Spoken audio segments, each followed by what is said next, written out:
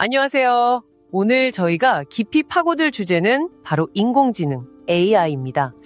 와, 진짜 요즘 AI 발전 속도, 놀랍지 않나요? 네, 정말 빠르죠. 그 본드의 2025년 리포트를 보니까 챗GPT 같은 서비스 있잖아요. 이게 불과 17개월 만에 주간 사용자가 8억 명을 넘었대요. 8억 명이요? 와. 네. 인터넷이나 스마트폰보다 훨씬 빠른 확산 속도라는 거죠. 또 SK 브로드밴드 블로그 글을 보면 AI 칩 훈련 속도 자체도 6개월 만에 거의 2배가 빨라졌다고 하고요. 기술 발전이 정말 눈부십니다.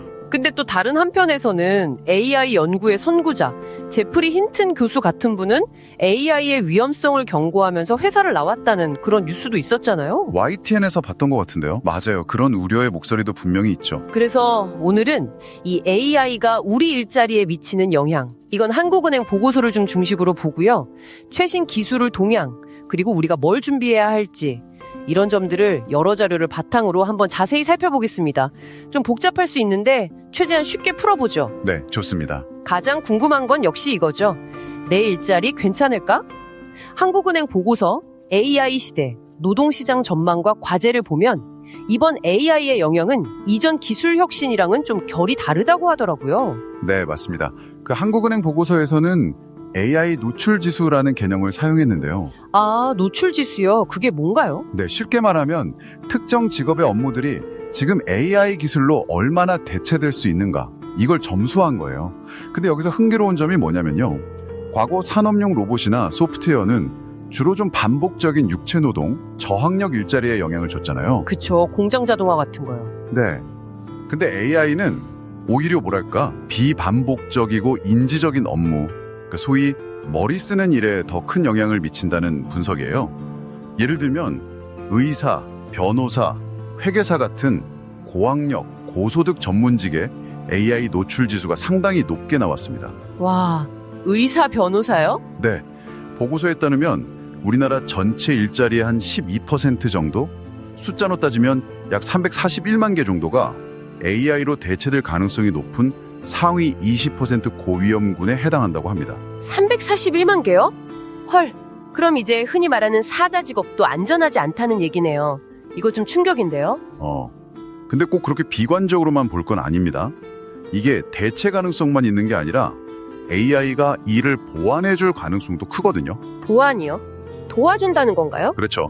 IMF에서도 2024년에 연구한 걸 보면 AI 노출 지수가 높더라도 사회적인 상호작용이나 어떤 복잡한 인간적인 판단이 중요한 직업들, 예를 들어 외과 의사나 판사 같은 경우는 AI의 도움을 받아서 생산성이 오히려 더 높아질 수 있다고 봤어요. 아, 그렇군요. 네, 한국은행 보고서에서도 앞으로는 수학이나 과학 능력, 이런 스템 역량 못지않게 다른 사람과 협력하고 소통하는 사회적 기술이 더 중요해질 거라고 강조합니다. 그러니까 AI랑 같이 일하는 능력, AI를 잘 활용하는 능력이 핵심이 되는 거죠. AI와 협력하는 능력이라. 확실히 AI 기술 발전 속도가 그만큼 빠르다는 걸 보여주는 것 같은데요. 구체적으로 요즘 기술은 어떤 점들이 달라지고 있나요? 네, 정말 여러 분야에서 속도가 붙고 있어요. 그 SK 브로드밴드 블로그에서 인용한 ML퍼프 4.0 결과라는 게 있는데요.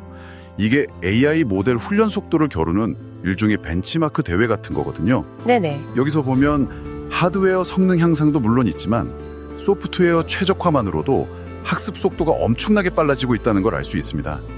그리고 또 보온드 리포트에 따르면 AI는 이제 단순히 글을 쓰거나 코드를 짜는 이런 디지털 영역을 넘어서고 있어요. 디지털 영역을 넘어서요? 네, 테슬라의 자율주행차나 아마존 물류창고의 로봇처럼 실제 물리적인 현실 세계를 인식하고 제어하는 단계로 나아가고 있다는 겁니다. 아, 현실 세계로요? 그리고 또 하나 주목할 점은 역시 보온드 리포트에서 언급한 AI 네이티브 세대의 등장입니다.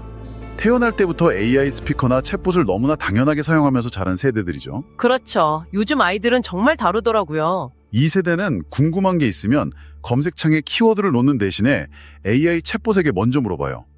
이건 사용자 경험 설계부터 정보 접근 방식까지 모든 걸 바꿀 수 있는 아주 큰 변화라고 할 수 있습니다. 듣고 보니 그렇네요. 근데 이런 기술 발전이 마냥 긍정적인 것만은 아니잖아요.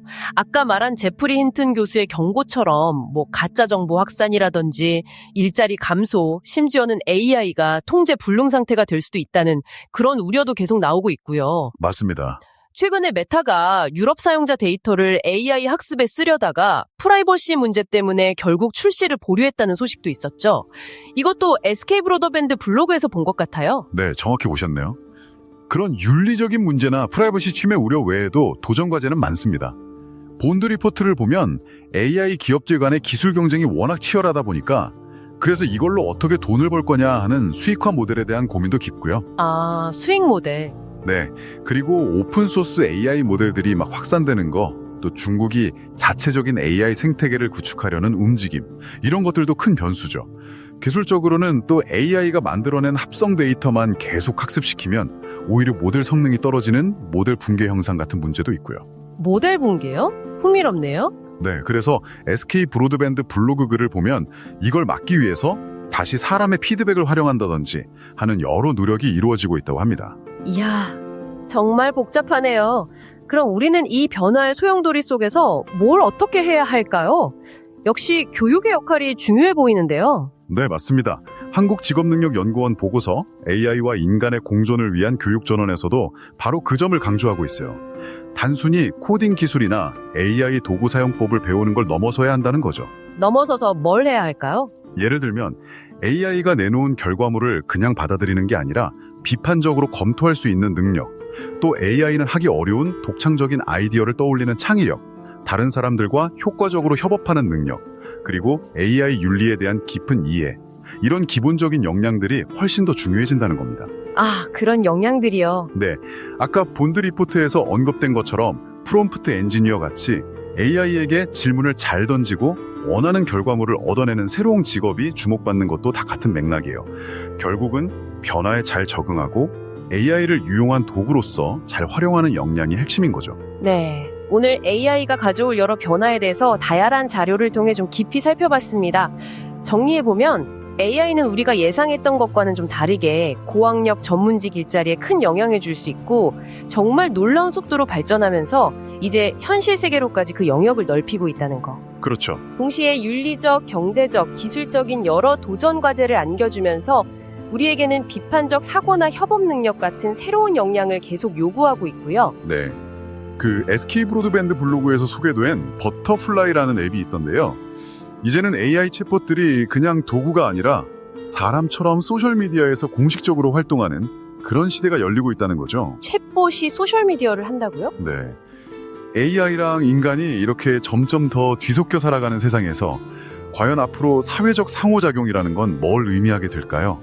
어쩌면 AI가 인터넷을 점령해버린다는 죽은 인터넷 가설이 생각보다 더 빨리 우리 현실이 될지도 모르겠다는 생각이 듭니다. 와, 죽은 인터넷이라 정말 많은 생각을 하게 만드는 질문이네요. 이 질문을 여러분께 남겨드리면서 오늘 이야기 마무리해야 할 것 같습니다. 네, 오늘 흥미로운 이야기였습니다. 끝까지 들어주셔서 감사합니다.